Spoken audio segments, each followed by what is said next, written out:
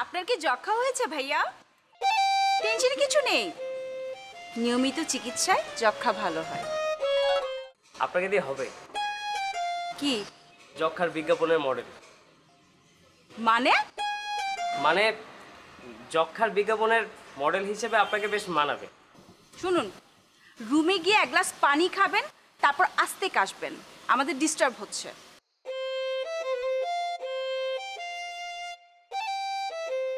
পৃথিবীতে এমন কিছু মেয়ে আছে যাদের দেখে ভালোবাসি টাসি না বলে সরাসরি বলতে ইচ্ছে করে চলো বিয়ে করে ফেলি।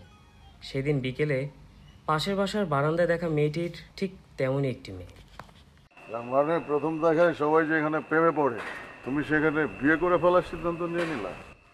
হ্যাঁ, এটা অন্যরকম গল্পের গন্ধ পাচ্ছি। সবচেয়ে অদ্ভুত লাগতেছে, যে মেয়ে প্রথম দেখায় তোমারে যক্ষা রোগী বলে ডাকছে, তুমি তার প্রেমে পড়ে গেছো। প্রেম আসলেই বাঁশবাগান টাইপ একটা ব্যাপার। বাঁশবাগান? এটা আপনি কি বললেন?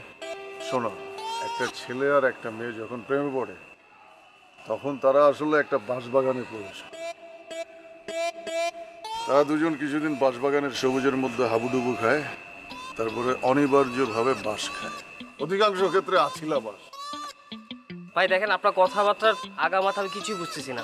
এখন বুঝবো না, প্রেমে যেহেতু পড়ছো একদিন ঠিকই বুঝবে।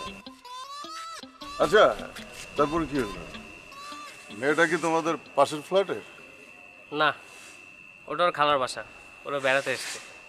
আচ্ছা, বেড়াতে আসছিল, ভালো কথা। তারপর দেখা সাক্ষাৎ হয় নাই?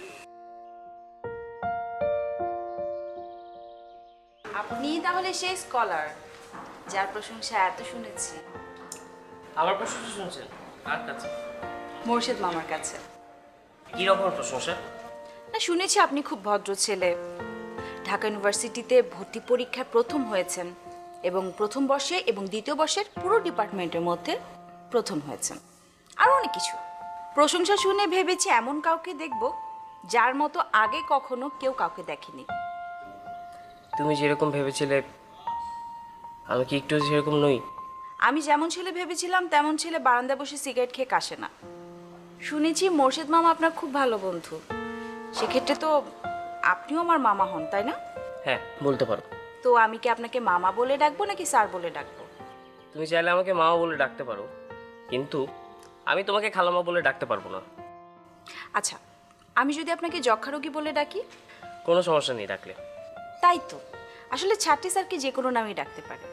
আচ্ছা স্যার, আপনি আমাকে সপ্তাহে কয়দিন পড়াবেন? না আমি তোমাকে পড়াতে আসছি, না আমি তোমার স্যার হতে আসছি। আমি অ্যাকচুয়ালি আসছি টিউশনির প্রতি এক ধরনের কৌতূহল থেকে। তার মানে আপনি একজন কৌতূহলী মানুষ। হ্যাঁ, বলতে পারো।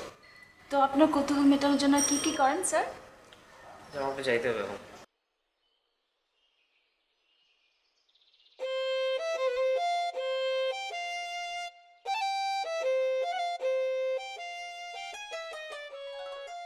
ভালো ছাত্রদের চেহারায় এক ধরনের শিয়াল পণ্ডিত টাইপের ব্যাপার থাকে, কিন্তু এই ছেলেটির মধ্যে সেটা নাই।